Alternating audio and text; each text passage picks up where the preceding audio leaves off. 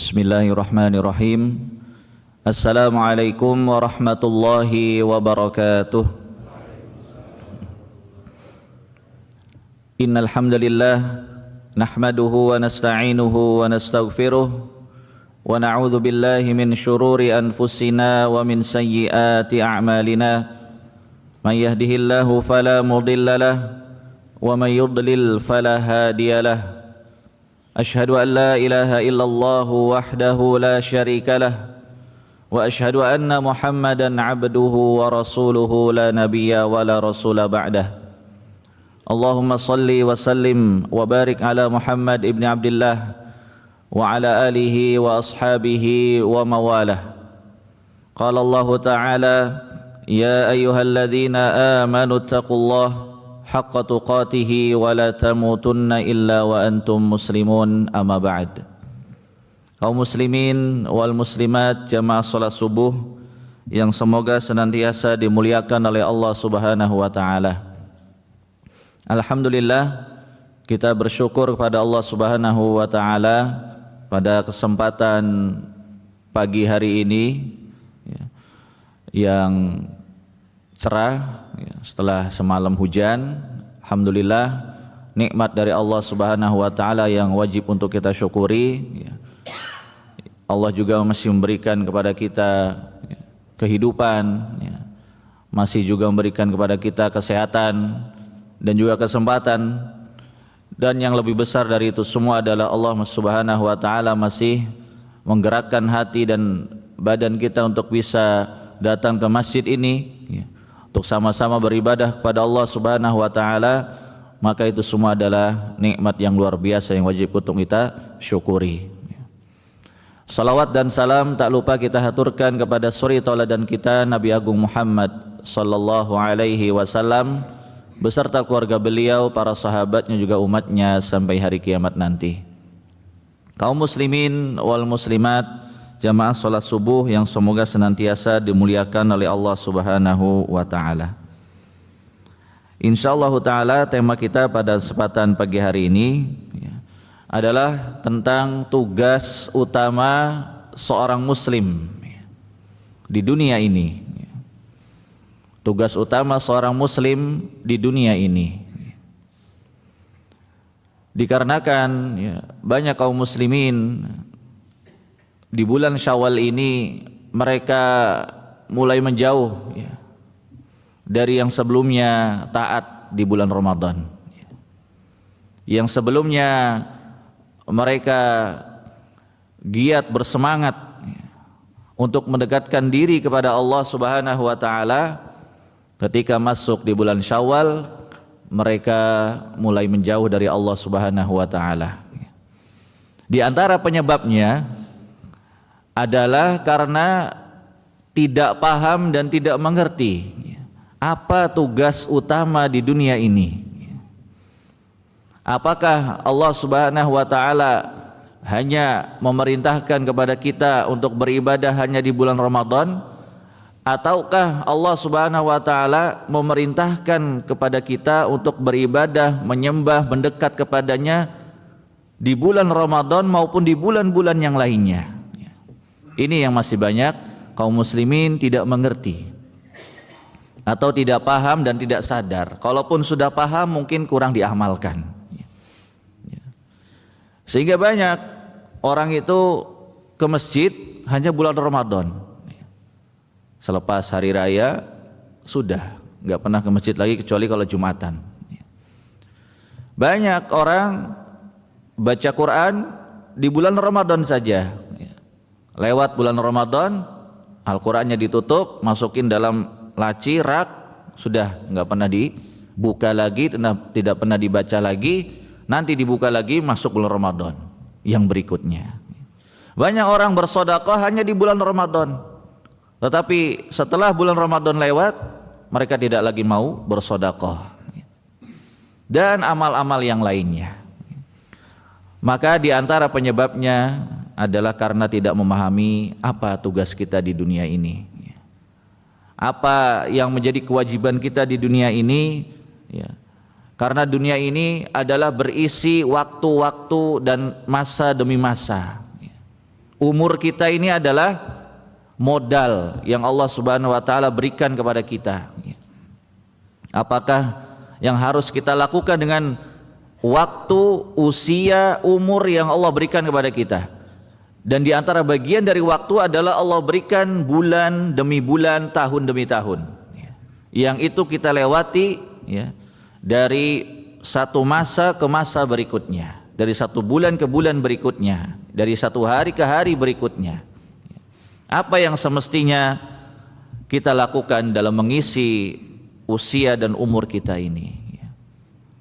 Maka kaum muslimin wal muslimat yang semoga dimuliakan oleh Allah Subhanahu wa taala, pahamilah ya, bahwa tugas utama kita di dunia ini adalah beribadah hanya kepada Allah Subhanahu wa taala. Dan ini saya yakin semuanya secara teori sudah paham dan sudah mengerti dan sudah mengetahui. Cuman terkadang kurang dipraktekkan. Allah Subhanahu wa taala sudah berfirman, "Wa ma khalaqtul jinna wal insa illa liya'budun." Dan tidaklah aku menciptakan jin dan manusia kecuali ya, agar supaya mereka beribadah hanya kepada aku, itu kepada Allah Subhanahu wa taala. Ini diantara tugas utama kita sebagai seorang muslim dan muslimah selama kita hidup di dunia ini. Lalu apa maknanya beribadah kepada Allah Subhanahu wa taala? Ini juga yang masih belum dimengerti oleh sebagian banyak orang. Ketika mendengar kata ibadah, ya, kebanyakan dari kita, oh ibadah itu sholat di masjid, ya, baca Quran, sedekah, puasa, zikir, ya, itikaf, ya, sholat jamaah, sholat Jumat dan seterusnya. Memang betul itu bagian dari ibadah, ya. Tetapi ibadah yang dijelaskan oleh para ulama jauh lebih luas, ya. Bukan hanya sekedar kita di masjid, tetapi di rumah, di tempat kerja, di jalan, dimanapun, ya, kondisi dan situasi kita, ya, posisi kita itu ada ibadah di situ. Ya. Apabila kita mempelajari ya, dalam bab fikih misalkan, ya, itu luas. Ya. Mulai dari toharoh. Ya. Toharoh itu rinciannya juga banyak. Ya. Mulai dari masalah air, masalah wudu, masalah tayamum, masalah mandi, masalah membersihkan najis, ya, dan seterusnya. Dan itu tentunya semuanya bagian dari ibadah, ya. Sadarilah tatkala kita menjaga kebersihan yang diistilahkan dengan menjaga toharoh, ya, ya, kebersihan, itu adalah sedang beribadah kepada Allah Subhanahu wa taala, ya. Bahkan Nabi SAW sudah bersabda, at-tahuru syatrul iman, ya. Kebersihan itu sebagian dari iman, ya. Atau yang masyhur di tengah-tengah kita an-nadhafatu minal iman, tapi hadisnya berbunyi at-tahuru syatrul iman, ya. Artinya sama, kebersihan sebagian dari iman, ya. Cuman yang masyhur di masyarakat kita maknanya saja, ya. Maknanya itu an-nadhafatu minal iman, ya.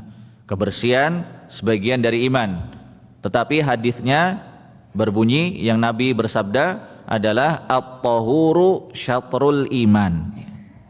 Kebersihan sebagian dari iman. Maka tatkala kita menjaga kebersihan badan kita, pakaian kita, tempat tinggal kita, ya, dan apapun yang menjadi tanggungan kita, kita bersihkan, maka itu adalah ibadah bagian dari keimanan kepada Allah Subhanahu wa taala, ya. Kemudian sholat, puasa, zakat, ya, haji, umroh, ya, termasuk di dalamnya bersedekah, membaca Al-Quran, ya.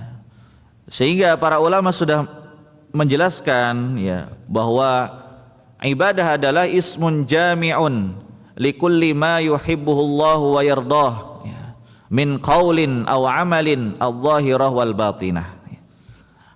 Ibadah adalah sebuah nama yang mencakup setiap apa yang diridhoi dan dicintai oleh Allah Subhanahu wa taala, baik berupa ucapan maupun perbuatan, baik yang nampak maupun yang tersembunyi. Ini semua adalah ibadah. Jadi ada ibadah yang nampak, yaitu ibadah badan kita, jasmani kita. Ada ibadah yang sifatnya batin, berarti dalam hati, tidak nampak.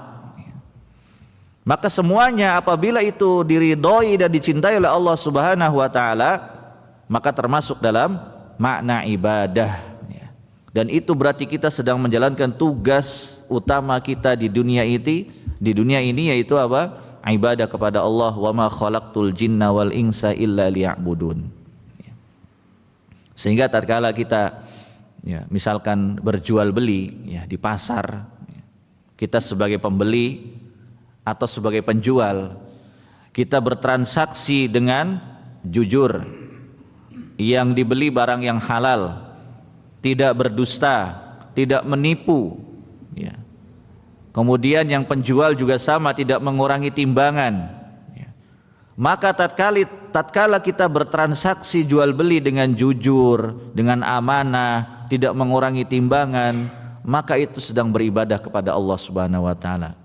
Karena kita ingat bahwasanya Allah mewajibkan kepada kita untuk berjual beli dengan jujur dan berjual beli dengan halal, menjauhi perkara yang haram. Berarti sedang beribadah kepada Allah Subhanahu wa taala. Ketika kita sedang bepergian, naik kendaraan, kemudian kita membaca doa naik kendaraan, kemudian berkendara sambil berzikir kepada Allah. Tatkala nanjak, kendaraan kita naik, jalannya nanjak, mengucapkan takbir Allahu Akbar. Kemudian ketika jalannya turun, mengucapkan tasbih subhanallah, subhanallah, terus begitu selama perjalanan. Kemudian mematuhi peraturan lalu lintas. Tatkala lampunya merah berhenti, tatkala lampunya kuning hati-hati, tatkala lampunya hijau maka silakan melaju. Kemudian sudah ditentukan kecepatannya setiap jalan, ada yang 60 km, ada yang 30 km. Ditaati peraturan lalu lintas, maka kita sedang beribadah kepada Allah Subhanahu wa taala di saat kita berkendara di jalanan. Jadi luas ibadah itu. Tatkala kita di rumah, sebagai seorang ayah misalkan, sebagai seorang suami, memerintahkan istrinya untuk sholat, memerintahkan anaknya untuk sholat, kemudian memerintahkan mereka untuk membaca Al-Quran, memerintahkan mereka untuk menutup aurat, memerintahkan mereka untuk apa?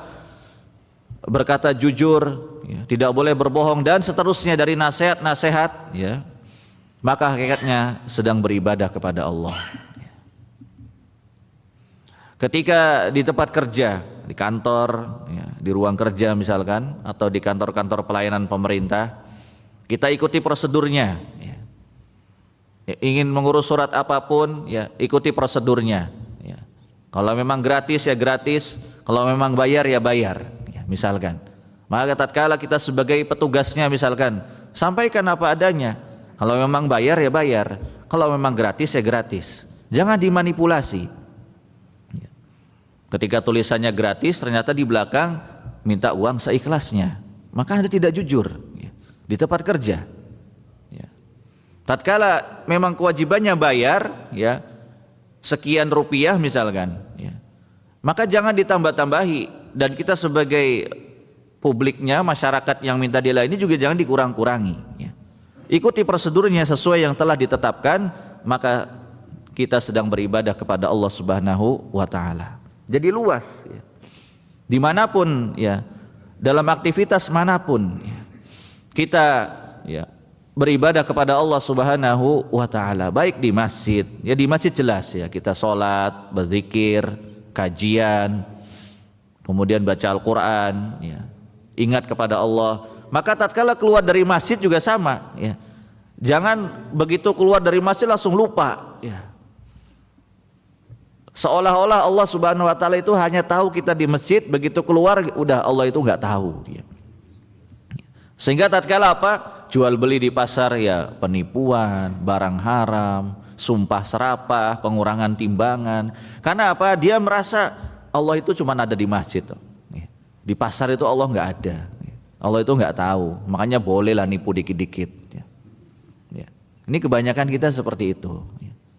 Ketika di kantor pemerintahan atau kantor pelayanan publik misalkan, Ya, oknum-oknum pegawainya ada yang mengatakan, Pak ini bayar, padahal tulisannya jelas-jelas gratis. Ya. Minta uang seikhlasnya, memangnya belum digaji. Ya. Ini banyak seperti ini, karena dia merasa Allah, oh jangan bawa-bawa agama. Ya. Kalau di kantor kayak gini jangan bawa-bawa agama, agama itu di masjid aja. Ya. Kajian ini kayak begini nih, bawa-bawa agama nggak apa-apa. Tapi kalau di luar masjid jangan bawa-bawa agama. Ya. Maka kebanyakan kita seperti itu. Karena menganggap apa Allah itu hanya di masjid, di luar masjid Allah tidak ada. Allah tidak tahu, maka nggak bolehlah nipu-nipu sedikit ya, manipulasi sedikit. Maka ini ya, karena banyak orang belum memahami tugasnya ya, sebagai seorang muslim dan muslimah dimanapun berada, dia harus menyadari Allah tahu, sehingga dia harus bagaimana mewujudkan setiap aktivitasnya bernilai ibadah di sisi Allah Subhanahu wa taala. Sehingga ya secara waktu banyak juga kaum muslimin ya, ketika bulan Ramadan ya, itu taatnya luar biasa ya. Memang Ramadan Allah istimewakan dengan Allah bukakan pintu surga, Allah tutup pintu neraka, Allah belenggu para syaitan ya, sehingga memberikan efek positif. Banyak orang itu adalah taat kepada Allah ya, ingat sama Allah ya. Tetapi ketika bulan Syawal masuk ya, pintu surga ditutup kembali, pintu neraka dibuka, syaitan dilepas ya, maka akan terlihat mana yang berhasil menjalankan ya, pendidikan di bulan Ramadan dan mana yang gagal ya. Itu akan nampak ya. Akan nampak mana yang berhasil dia menyadari bahwa seharusnya kita itu menuju ke surga bukan ke neraka, dan menyadari bahwa syaitan itu adalah musuh ya. Ketika kita sadar ya, maka tatkala di luar Ramadan ya, masuk bulan Syawal dan seterusnya, kita tahu ini namanya tipu daya syaitan, ini jalan ke neraka, berarti dijauhi ya. Kalau yang tidak sadar ya berarti sama saja, kembali melakukan perkara yang haram, kembali menjauhi masjid, kembali tidak mau baca Quran, kembali tidak mau sholat jamaah, kembali tidak mau kajian, kembali lagi tidak mau taat dan seterusnya ya. Maka ini yang kebanyakan terjadi di tengah-tengah kita kaum muslimin ya, karena ya tadi ya, tidak memahami apa yang menjadi tugasnya sebagai seorang muslim dan muslimah di dunia ini ya. Allah Subhanahu wa taala ya sudah mengajarkan kepada kita di dalam surat Al-Fatihah ya, yang setiap hari kita baca dalam sholat kita, baik sholat wajib maupun sholat sunnah ya. Allah Subhanahu wa ta'ala di awal-awal surat Al-Fatihah mengenalkan tentang dirinya, dimulai dari ayat Bismillahirrahmanirrahim, dengan menyebut nama Allah yang maha pengasih lagi maha penyayang. Allah mengajarkan tentang nama-namanya. Berarti apa? Allah Subhanahu wa taala sedang mengajarkan kepada kita yang membaca surah Al-Fatihah itu adalah agar supaya kita kenal dengan Allah. Kemudian di ayat yang kedua, Alhamdulillahirabbil alamin, segala puji bagi Allah Tuhan semesta alam. Ini juga Allah masih mengenalkan kepada kita tentang siapa Allah, siapa dirinya, bahwasanya Allah itu adalah yang berhak mendapatkan pujian karena Allah yang telah menguasai alam semesta ini, yang telah menciptakan, mengatur alam semesta ini. Di ayat yang ketiga Allah lanjutkan Ar-Rahmanir Rahim, yang maha pengasih lagi maha penyayang, bahwasanya Allah ketika menciptakan langit, bumi beserta isinya itu disertai dengan rasa kasih dan sayang, sehingga berhak mendapatkan pujian. Kemudian di ayat yang keempat, Maliki Yaumiddin, Allah tegaskan bahwasanya alam semesta ini akan hancur ya. Kemudian yang akan tetap berkuasa hanyalah Allah Subhanahu wa taala, Maliki Yaumiddin ya, penguasa di hari pembalasan ya. Ini ayat 1 sampai ayat 4 Allah Subhanahu wa taala mengenalkan siapa dirinya ya, kepada kita semua yang membaca, agar supaya kita kenal Tuhan kita ini siapa ya. Allah kenalkan Ar-Rahman Ar-Rahim, Allah kenalkan ya bahwasanya Allah Subhanahu wa taala berhak untuk mendapatkan pujian. Allah kenalkan dirinya kepada kita bahwasanya Allah yang telah menciptakan alam semesta ini dengan kasih dan sayang, ya, dengan hikmahnya. Tidak ada satu ciptaan pun tanpa ada faedah dan hikmahnya, itu mustahil, ya. Sampai pun makhluk-makhluk kecil yang mungkin kita anggap itu mengganggu, tapi hakikatnya itu ada hikmah di sana, ya. Kemudian Allah Subhanahu wa taala pun di ayat yang keempat menegaskan bahwasanya alam semesta yang kita sekarang hidup di atasnya ini, di dalamnya ini akan hancur, dan hanya Allah Subhanahu wa taala tetap sebagai sang penguasa, Maliki Yaumiddin, ya. Sementara, ya, raja-raja yang lainnya akan hancur, ya. Yang sekarang sedang berkuasa itu tidak selamanya. Sudah banyak penguasa-penguasa yang lebih berkuasa, lebih zalim, lebih, ya, arogan, lebih, ya, kejam, ya, sebelum penguasa-penguasa sekarang, ya. Kita baca kisahnya Fir'aun, bagaimana akhir kehidupannya, kejamnya, durhakanya Fir'aun diabadikan oleh Allah Subhanahu wa taala dalam Al-Qur'an, ya. Demikian pula jasadnya Allah abadikan, ya, Allah kekalkan sampai nanti hari kiamat, ya, agar supaya orang-orang setelahnya bisa mengambil pelajaran. Inilah model orang-orang yang durhaka, menjadi penguasa, kejam, angkuh, sombong, durhaka, tidak mau tunduk kepada Allah, ya, tidak mau mengayomi rakyatnya. Lihat Fir'aun, bagaimana akhir kehidupannya, ya.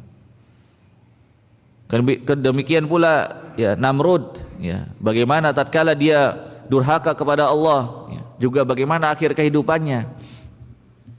Bagaimana Qarun, ya, tatkala dia bangga dengan hartanya, ya, lupa dengan dirinya, lupa dengan Allah Subhanahu wa taala, ya. Maka, ya, kisah-kisah orang sebelumnya sudah banyak yang terjadi. Lalu, ya, Allah Subhanahu wa taala pun menegaskan, ya, kepada kita semua bahwa akhir kehidupan mereka, ya, Fir'aun, Namrud, Qarun, dan yang sejenis dengan mereka adalah bakal hancur, ya. Allah Subhanahu wa taala yang tetap kekal abadi, ya. Demikian pula dengan alam semesta ini. Jadi Maliki Yaumiddin, ya. Jadi Allah mengenalkan kepada kita semuanya bahwasanya Allah yang akan tetap ada, ya, kapanpun waktunya, dimanapun, ya, selama, ya, baik alam semesta dunia ini masih ada, ya, ataupun nanti setelah kiamat, Allah Subhanahu wa taala tetap ada, ya. Kullu man 'alaiha fan wa yabqa wajhu rabbika dzul jalali wal ikram, ya. Segala sesuatu akan fana itu hancur, ya. Termasuk kita. Kita ini akan wafat, meninggal, kemudian hancur, ya, di bumi, dikubur, ya. Dan kelak ketika kiamat juga sama. Langit, bumi, semua apa yang ada di alam semesta ini akan hancur, ya. Wa yabqa wajhu rabbika dzul jalali wal ikram. Yang akan tetap kekal itu adalah wajah Allah Tuhanmu yang memiliki kemuliaan dan keutamaan, ya.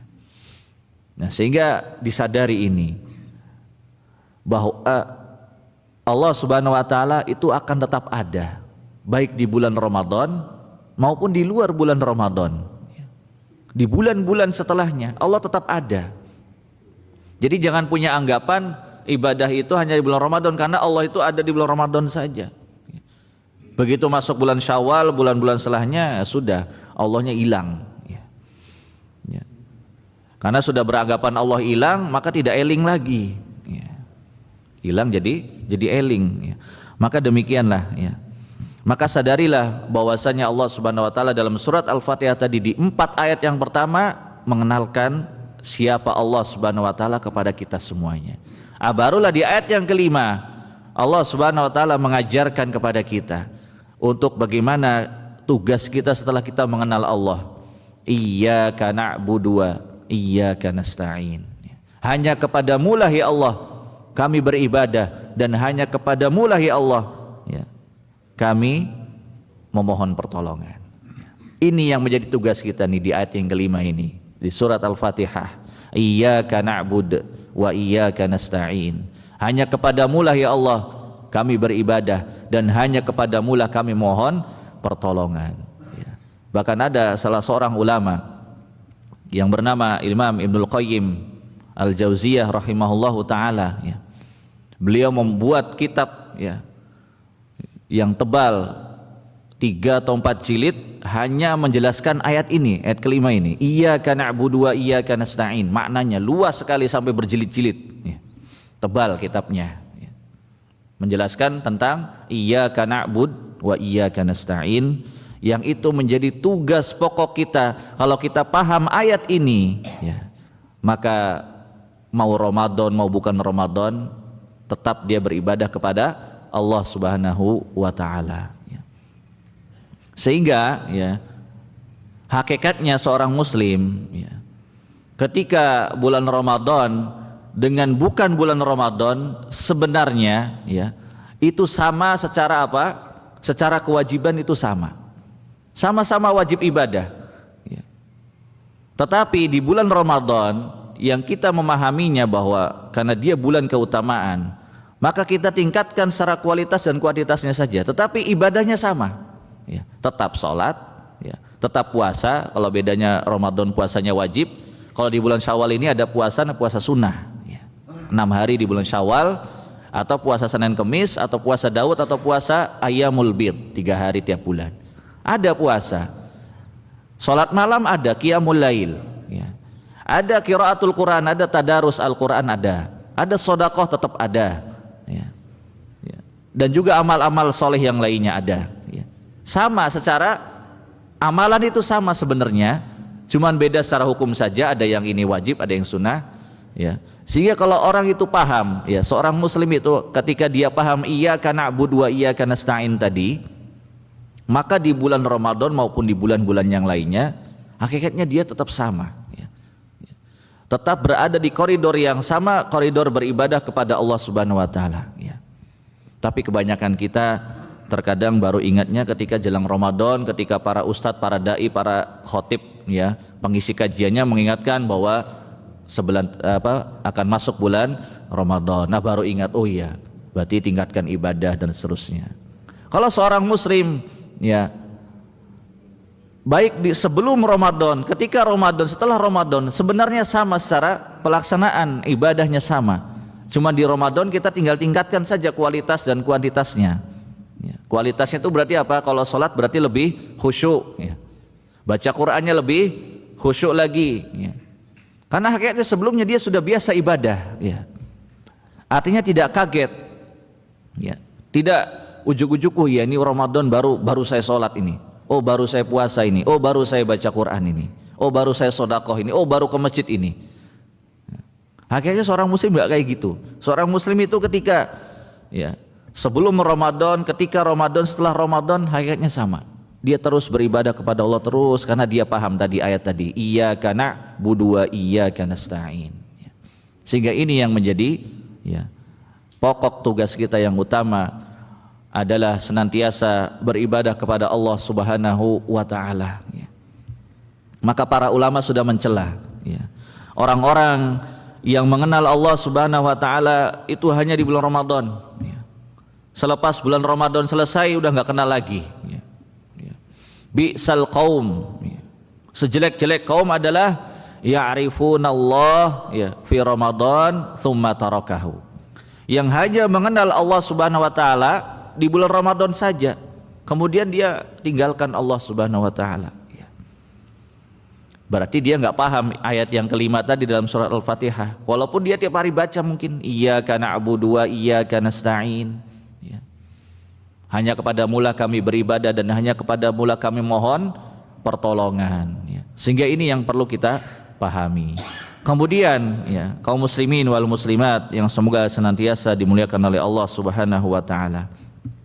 Di ayat yang lainnya Allah Subhanahu wa taala sudah juga menegaskan, ya. Allah Subhanahu wa taala berfirman, ya, di dalam surat, ya, Al-An'am ayat 162 dan 163. Qul inna salati wa nusuki wa mahyaya wa mamati lillahi rabbil alamin la syarika lahu wa bidzalika umirtu wa ana awwalul muslimin.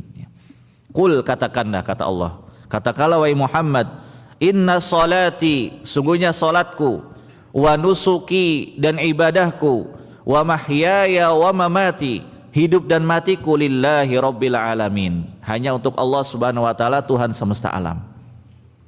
Dan ini menjadi bagian dari diantara doa iftitah ya. Di antara doa iftitah ada penggalan yang diambil dari ayat tadi, yaitu inna salati wa nusuki wa mahyaya wa mamati lillahi rabbil alamin ya. Sungguhnya salatku, ibadahku, hidupku dan matiku hanya untuk Allah, Tuhan semesta alam ya. Sehingga ketika kita paham ini ya, salatnya, ibadahnya, hidup dan matinya untuk Allah Subhanahu wa taala, berarti mau di bulan Ramadan, mau di bukan bulan Ramadan, tetap dia inna salati wa nusuki wa mahyaya wa mamati lillahi rabbil alamin. Salatnya tetap, ibadahnya tetap, hidup dan matinya pun dia berikan untuk Allah Subhanahu wa taala. Wa la syarikalah ya. Tidak ada sekutu bagi Allah. Wa bidzalika umirtu, demikianlah aku diperintahkan. Wa ana awwalul muslimin, dan aku termasuk orang-orang pertama-pertama yang muslim, tunduk kepada Allah Subhanahu wa taala. Maka hakikatnya bacaan-bacaan salat itu sebenarnya mengajarkan kepada kita bahwasanya senantiasa kita itu mengenal Allah Subhanahu wa taala. Baik di bulan Ramadan, di luar bulan Ramadan, baik di masjid maupun di luar masjid ya. Dimanapun kita berada,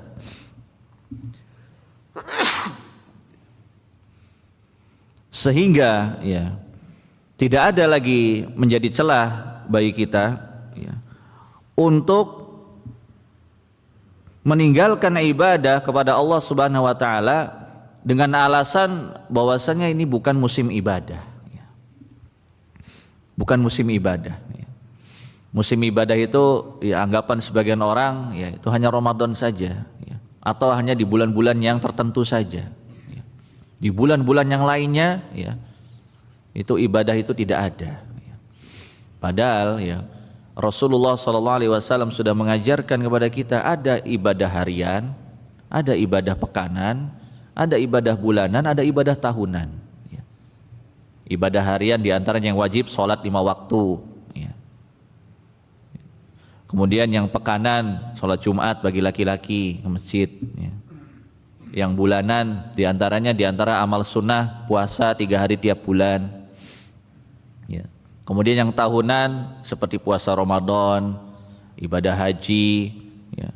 Kemudian diantaranya umroh, kemudian juga sholat hari raya, kurban dan seterusnya ya. Jadi Allah Subhanahu wa taala dan Rasulnya sallallahu alaihi wasallam sudah mengajarkan ini ada ibadah harian ya. Ini ada ibadah pekanan, ini ada ibadah bulanan, ada ibadah tahunan. Karena mengamalkan ayat tadi, inna salati wa nusuki wa mahyaya wa mamati. Salatnya, ibadahnya, hidup dan matinya lillahi rabbil alamin ya. Untuk Allah Subhanahu wa taala, Tuhan semesta alam ya. Sehingga ya mari kita pahami bersama bahwa tugas kita di dunia ini ya, belum selesai ya. Lalu sampai kapan kita beribadah kepada Allah ya? Sampai mati ya. Sampai mati, bukan cuma sampai selesai Ramadan ya. Wa'bud rabbaka hatta ya'tiyakal yaqin ya. Dan beribadahlah kepada Allah ya, hingga datang namanya al-yaqin, yaitu al-maut, kematian. Kalau kita sudah mati ya, nyawa sudah lepas dari badan kita ya. Kemudian kita dimandikan, disolatkan, dikafani, disolatkan, kemudian dimasukkan ke dalam kubur, baru selesai tugas kita di dunia ini. Tinggal memetik hasil nanti di akhirat ya. Makanya eman-eman ya, kalau hidup kita isinya lalai semua, isinya kemaksiatan semua, dosa semua, tahu-tahu mati, apa yang mau dibawa, apa yang mau dipetik, apa yang mau dirasakan dari hasil amalnya di dunia. Sementara hidup hanya sekali, nggak bisa diulang. Nggak ada orang istilahnya udah mati kemudian hidup lagi, nggak ada. Kecuali mukjizat, dan mukjizat sudah tidak ada di zaman kita karena para nabi dan rasul sudah selesai. Sehingga ya, jangan menyia-nyiakan hidup yang Allah berikan kepada kita. Diisilah dengan ibadah, isilah dengan amal soleh, sampai mati, sampai wafat. Jangan dikira ibadah itu hanya bagi orang-orang yang sudah sepuh, bagi orang yang sudah tua. Yang masih muda-muda foya-foya dulu aja. Tidak ada seperti itu. Karena banyak orang wafat usia muda. Wafat sesuai dengan apa menjadi kebiasaannya. Ada anak muda wafat sambil main game, tahu-tahu mati. Ada anak muda wafat habis balap motor liar, balap liar, mati kecelakaan. Demikian pula orang yang sudah tua maupun yang masih muda. Maka jangan punya prinsip ibadah itu nanti kalau sudah tua saja. Kalau masih muda, masih remaja, masih usia-usia 30-40 nanti sajalah. Kalau sudah pensiun. Kebanyakan kita kadang suka berhayal saja. Masih muda, waktunya foya-foya. Sudah dewasa bekerja. Kemudian sudah tua pensiun juga kembali foya-foya lagi. Itu kapan ibadahnya? Kebanyakan kita hanya berhayal, lo kapan mau ke masjid? Nanti saya udah pensiun lah. Ini saya masih sibuk kerja. Lo kapan mau baca Quran? Nanti sajalah. Kalau udah hampir 60, 70 baru baca Quran. Kapan mau bersedekah? Nanti saja kalau udah kaya. Maka nanti ini yang membuat hayalan orang semakin panjang, seolah-olah waktu itu akan bisa berulang, padahal nggak bisa. Yang umurnya udah 20, 30, 40, 50 kan nggak bisa balik lagi. Yang sudah dewasa nggak bisa balik lagi jadi kecil, yang sudah tua nggak bisa balik lagi jadi muda. Maka Nabi SAW sudah mengajarkan kepada kita untuk memanfaatkan usia yang Allah berikan kepada kita sekarang ini. Tidak usah ditunda nanti. Kalau sudah ngomong nanti, ya sudah, tahu-tahu mati, kemudian tahu-tahu disolati, tidak bawa apa-apa di alam kubur, tahu-tahu malaikat mungkar nakir datang, menanyakan, tidak bisa jawab, apa mau dikata, resiko ditanggung sendiri. Maka kami mengajak diri kami pribadi dan segenap jamaah sekalian, mari kita isi hari-hari yang ada ini selepas bulan Ramadan. Jaga ketaatan kita, jaga semangat kita, pahami tugas kita tadi, senantiasa beribadah kepada Allah, jangan sampai lalai. Perhatikan mana yang halal, mana yang haram. Kemudian senantiasa datang ke masjid, ikuti kajian, berusaha istiqomah. Jangan melewati satu hari tanpa baca Quran. Jika sudah ada rezeki, baik banyak maupun sedikit, jangan lupa sedekah. Maka jaga ini semua agar supaya Allah Subhanahu wa taala memberikan istiqomah kepada kita semuanya, dan senantiasa kita bisa paham tugas kita di dunia ini, sehingga kita tidak lalai dari Allah Subhanahu wa taala, karena kita khawatir akhir wafat kita su'ul khotimah, padahal yang kita harapkan adalah husnul khotimah. Maka semoga Allah karuniakan kepada kita akhir kehidupan yang baik, husnul khotimah, dan menjauhkan kita dari su'ul khotimah, akhir kehidupan yang jelek. Mudah-mudahan Allah Subhanahu wa taala menerima seluruh amal ibadah kita. Demikian yang bisa kita sampaikan pada kesempatan pagi hari ini. Semoga bermanfaat buat kita semuanya. Kurang lebihnya mohon maaf. Wabillahi taufiq wal hidayah wa ridha wal inayah. Subhanakallahumma wa bihamdika asyhadu an la ilaha illa anta astaghfiruka wa atubu ilaik. Wa akhiru da'wana alhamdulillahi rabbil alamin. Assalamualaikum warahmatullahi wabarakatuh.